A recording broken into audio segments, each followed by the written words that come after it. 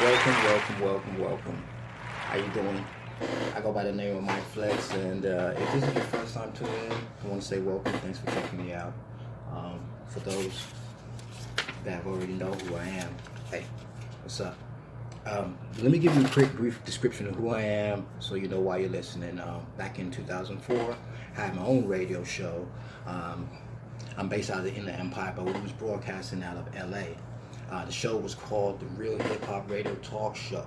And it was on the AM dial, in the 1500s at 2 o'clock in the morning. It was a fun time, great learning experience. Back in 2008, teamed up with my buddy Eternal, and we created a fantastic show, the Juke Joint Hip Hop Show, and was phenomenal, great success on that program. And as you can tell, ever since then, I'm that guy that likes to talk and find solutions to problems. And on this platform, which you're listening to me right now, I'm getting back into my bag. So, welcome. Thanks again. What I was chatting about, well, actually, I saw a movie the other day. It was called All Day and One Night. All Day and One Night. It was starring Jeffrey Wright. Jeffrey Wright is a big-time actor. He's phenomenal. He can play anything. And the young brother Ashton Sanders. And the movie is based out of Oakland, California. And I'm not going to get too much into the movie, but there is a spoiler alert. I will mention there are scenes in the movie where Jeffrey Wright is talking to Ashton, the character that is, while they're both in jail serving time. So that's a spoiler alert. Serving time.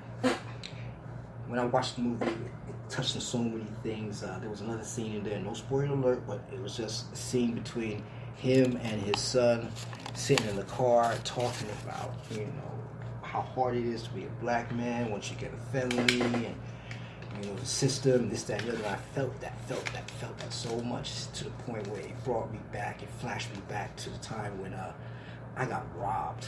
It was, let's say 15, 16 years ago. It was, I got robbed. I was a newlywed, got a brand new child. I was halfway in, halfway out. And, at the time, I was doing good. I had a job and everything, but, I was still trying to do my thing on the side because I couldn't leave it alone.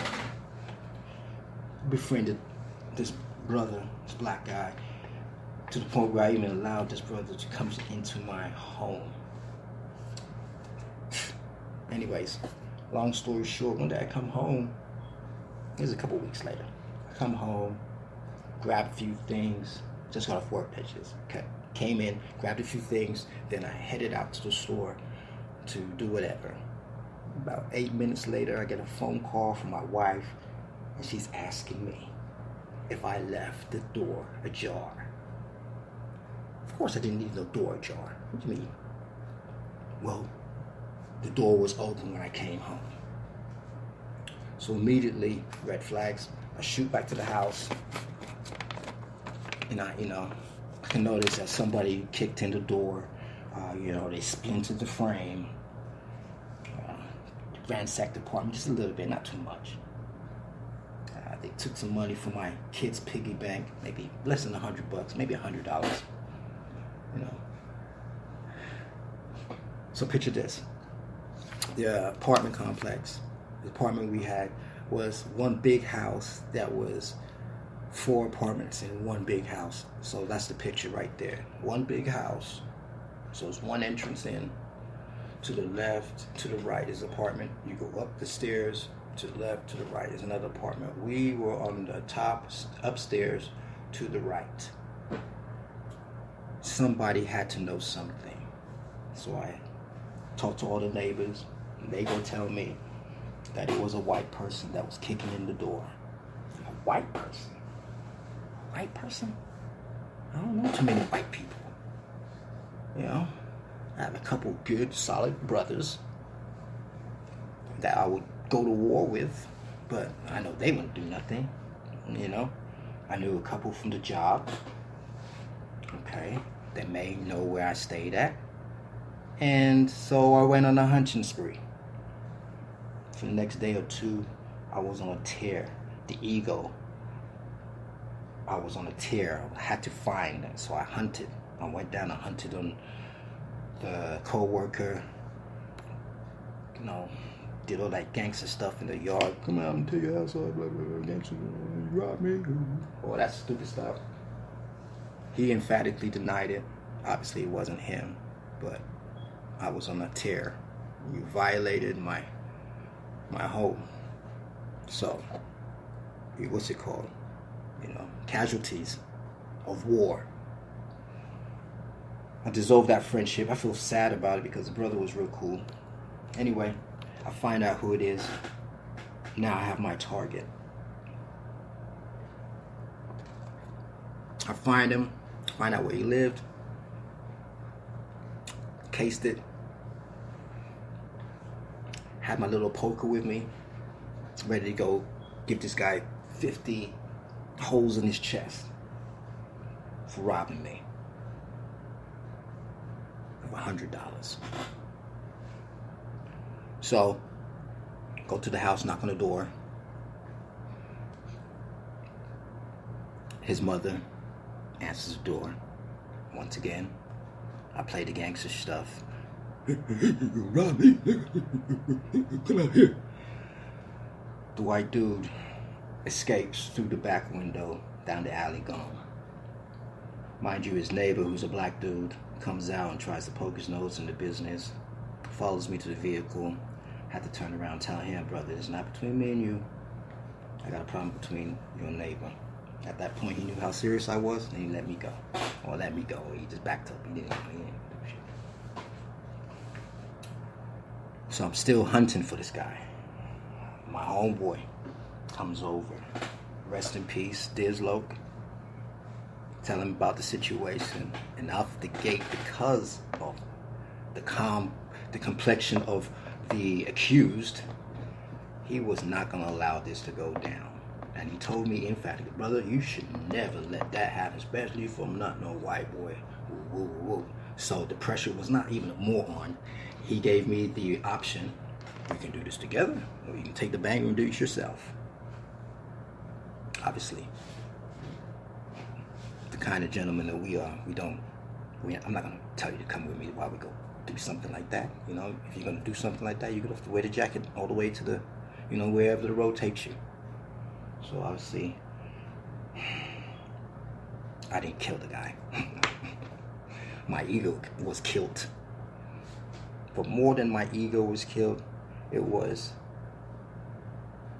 I had to make a decision at that point because I put my wife and kids' life in danger based upon the lifestyle I was choosing to live. What if he came to the house and my wife was there and my kid was there? Different situation. We won't be talking today. What if I found him? I got my hands on him. Maybe a different situation. And maybe not be speaking to you today. Worse than that, I wouldn't be around in my child's life. All based upon my own actions. What I chose to do in my life, I didn't take in consideration those around me, my loved ones. I didn't see the effect. Well, I did see the effect, but I didn't see the effect. I saw the effect in this much. And before the child was born, I was doing all kinds of stuff. I went to jail. I've seen guys break down and cry and become less of a man because now their wives and kids have to go into welfare, have lost their homes, have to move in with relatives because this able-bodied gentleman is now away from his family based upon some stuff that he did, cause it, whatever. But he knows within himself he is less than a man because he cannot provide and take care of his family. I saw this coming up. I had the advantage of seeing this coming up before I had a child. This robbery was a defining moment in my life that Had I not changed, we wouldn't be here today. I had to change it. I had to say that stuff is not for me or for my family at that time. So I take the other route, become a pauper, get a job, be a 9-to-5 guy, avoid situations that I know, you just play a little bit more cautiously. One thing I did learn coming up, and I'll pass this on to you. This gangster dude told me, you cannot change who you are, but you can adjust. We have to adjust our thinking. It doesn't take lessons. You're not listening to man because, I'm walking around with a gun. The fact is, if you want to do all that gangster stuff, my advice, do all that stuff before you bring a child into this world. Do all that stuff. Get your stripes. Knock off as many heads, run over as many people, do as many things, go to all the clubs, do it all before you decide to bring children into this world. The worst thing you could ever do as a man, as a father, I could say, is look through that glass and put your hand against it as you talk to your child, your infant child, your toddler, your teenager. They need you, their father, to be there 24/7. Survive at all costs to be there for them 24/7. The benefit outweighs all the street stuff. The next generation will be better than us if we can understand that part of it is we have to be there. You cannot be there and be in jail at the same time. You cannot parent from behind bars. Any time is wasted time. Like I said, the movie is so deep. All Day and All Night, starring Jeffrey Wright and Ashton Sanders. Definitely check it out. It's on Netflix. It is moving. It's so moving. There's a part in there where he's talking to his son in the car. And I understand, because he's talking to me. I understand. I want both of their feet. I want both of it. But the difference is that all that whack stuff that I was involved in was prior to my child coming into this world. Best believe I give her all the stories. All the stories. She knows all the stories. She knows what to do, what not to do, what happened. But she hasn't seen anything. She has not seen me with the cuffs on. She hasn't seen me in the back of the police car. She hasn't come to visit me in jail. She doesn't have to work a second job because I'm not around to help her moms, or she doesn't have to do anything. She doesn't have to suffer that type of PTSD. Avoid that shit. Become a father. Once the girl says that she's pregnant, son, that's the day you put the guns down. For real. The day you put the guns down is the day that she says she is pregnant. Because remember, at the end of the day, fam, it's not about you. It's about your kids. You need to be there to provide the foundation for successful fruit. It's troubling.